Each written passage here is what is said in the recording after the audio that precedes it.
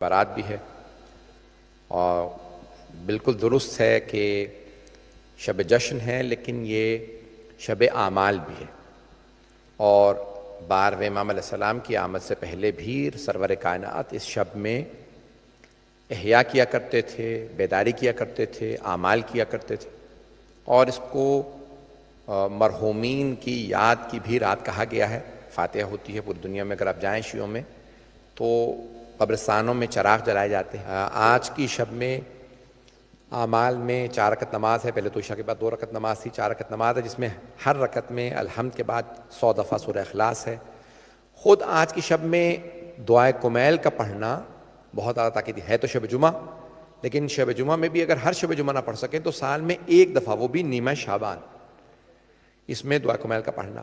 اور بہت سے اعمال استغفار ہے، رات میں جاگنا اور 3 دفعہ سورہ یاسین کی تلاوت کرنا۔ بہت سے علماء تاکید کرتے ہیں 1 دفعہ سورہ یاسین زندگی کی نیت سے، 1 دفعہ صحت کی نیت سے، اور 1 دفعہ رزق کی نیت سے سورہ یاسین کی تلاوت کریں۔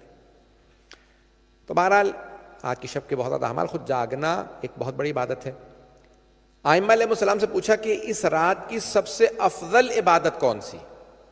اس رات کو کہا گیا ہے کہ شب قدر کے بعد افضل ترین رات ہے، یہ سب سے افضل رات ہے شب قدر کے بعد۔ تو مولا نے فرمایا اس رات کی سب سے افضل عبادت زیارت امام حسین علیہ السلام، اور امام حسین کی 4 مخصوصیاں ہیں جو مشہور ہیں۔ 40 ہے، عاشورہ ہے، یوم عرفہ ہے 9 ذی الحج، اور نیمہ شعبان۔ وہ 3 دن ہیں اور یہ ایک رات۔ ویسے تو شب قدر میں کسی بھی مناسبت پہ امام حسین کی زیارت بہت زیادہ تاکید ہے، چاہے 27 رجب ہو، ہر مناسبت پہ، لیکن یہ 4 سب سے بڑی مخصوصیاں۔